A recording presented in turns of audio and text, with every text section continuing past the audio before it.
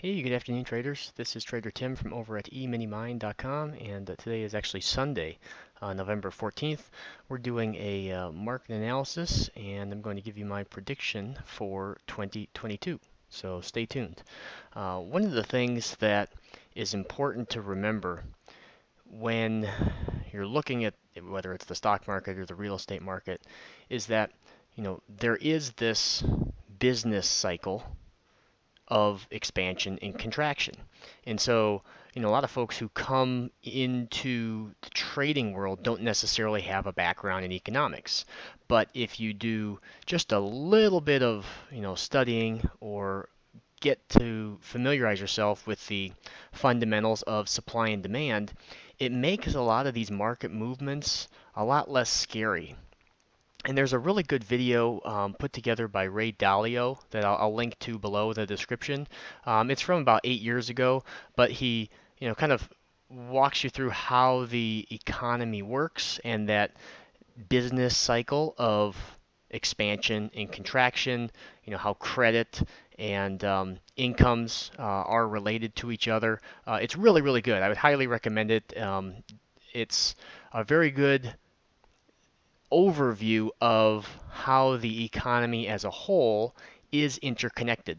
And it's helpful because when you're going through on a day to day basis and you're swing trading or looking at intraday trades, sometimes it could feel like, wow, the market can't go any higher. We're already at all-time highs. Oh, it's 3 days in a row of all-time highs. It's 6 months in a row of all-time highs. And so if you have a basic understanding of some of those fundamentals, it will allow you to continue trading in a non-fearful way. So, just looking at a weekly chart of the S&P, looking at the chart, you might say, wow, there've been a couple of, pullbacks here, the pandemic pullback, but by and large, last 5 years, 2017 till now, we are absolutely on a tear. And so for those that are, the doomsdayers and thinking, oh, the market's at a top, you might be thinking that, oh, back here, oh, hey, we're at a double top, sell everything, move to cash, and wait for the market correction. Maybe you pull in a trade off of, the swing low down here and get back in, but realistically, selling at the top before COVID and buying back at the bottom is a pretty tall order to put together, to predict, to make happen. So what ends up happening is all these, the doomsdayer philosophy or the perma bear, you sell when the market is maybe making new highs, maybe just the first sign of a pullback, and then you never get back in. And so you're sitting on the sidelines, and this happened a lot, or with a lot of people from the 2008 crash, because they were fearful to get back in, fearful to buy homes, invest, and you go 10 years sitting on the sidelines, and you don't reap any benefits. And so that's one of the reasons why I much prefer to buy puts as a hedge against my long-term positions versus trying to close it out and then buy it back. So it's a lot more profitable to have a hedge go against you but come out ahead because you've got the original long position than, if let's say I sold the exact top of 2020 and, well, not even that. Let's say over here, the market rebounded and I, bought the low down here in 2020 and we rallied and I sold, kind of up here as we were making new highs or any of these highs. Let's say I sold at 4,000. Now the market can't go higher than 4,000. So I sell everything at 4,000 and the market keeps going up. And I say, oh, well, shoot. Okay, well, now we're at 4,200. Here's a little bit of a pullback. I better just get in. So, I missed the gains, the dividends going from 4,000 to 4,200. So had I, just hypothetically here, put on a hedge instead of closing out at the temporary high, I could lose a little bit of money on the hedge, but still make money on the long position and thus continue higher from there.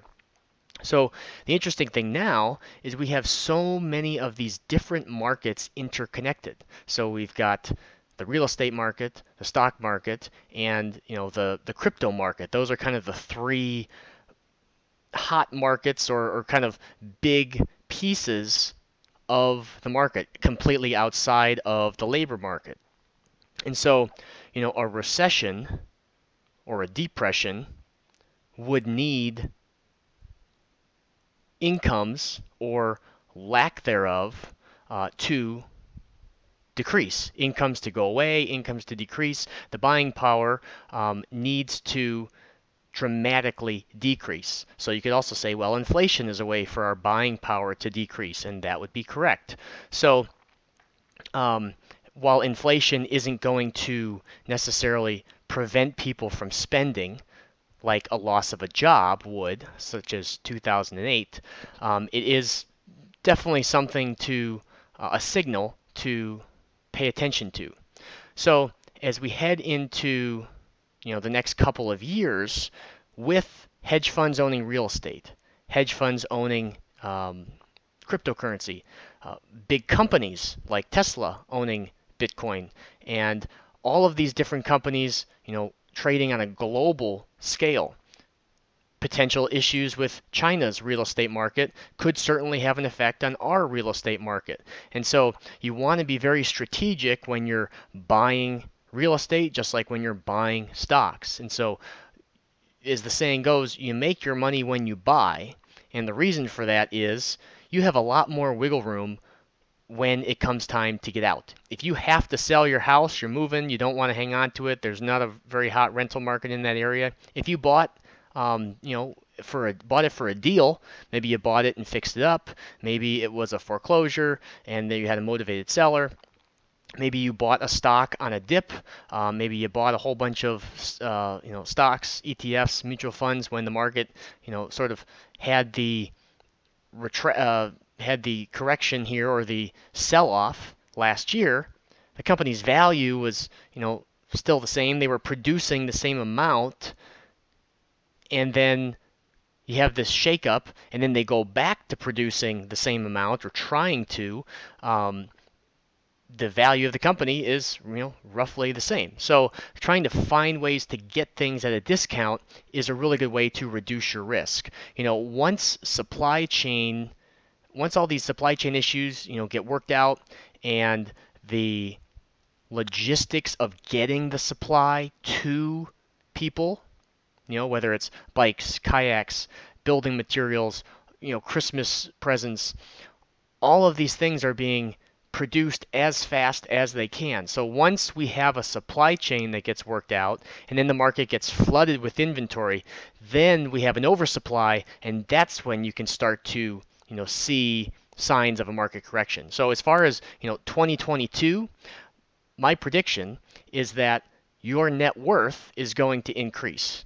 And it might sound a little bit silly to say, but we want to make sure that we're focusing on what matters. And so while you could come out here and say, stock market's going up, stock market's going down, real estate is going to stay hot, real estate is going to slow down.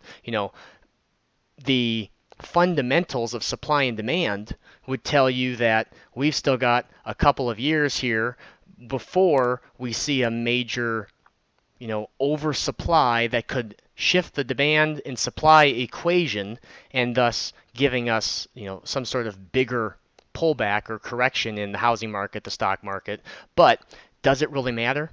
If you're worth $1 million on paper and then the next day you're worth $1.5 million, or the next year, and then the next year after that you're worth 800,000, the most important piece of that net worth is how can I use those assets to generate income.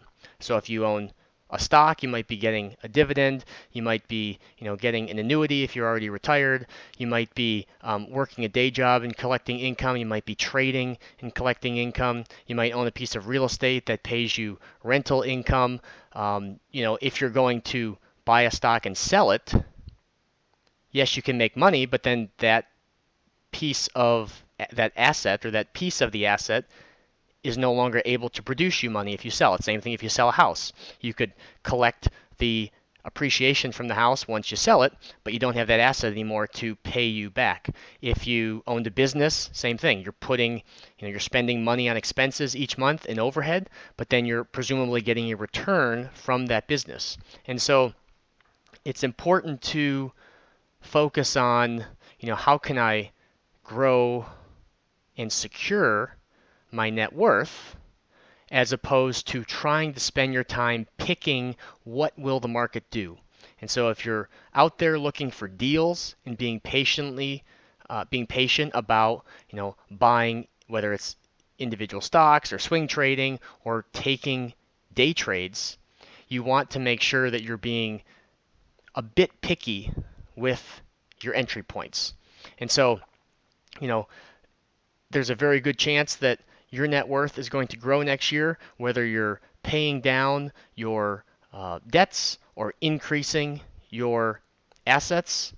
Widening that spread is growing your net worth. And at this point, there does not appear to be any signs that we have a lack of ability to create income.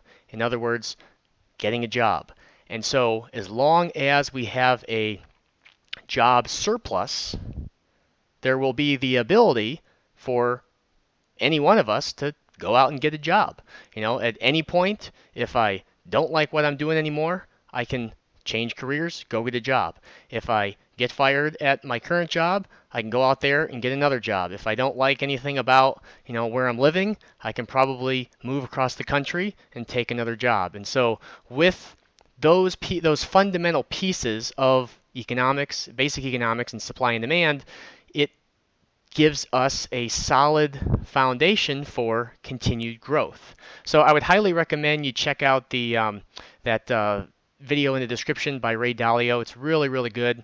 Watch it a couple times, really get to understand how the economy works, because it does help your, investing as well as peace of mind from a trading and investing standpoint, just having that solid foundation. So if you have questions, drop them in the comments below. Hope everyone has a great week of trading, and I will talk to you all soon.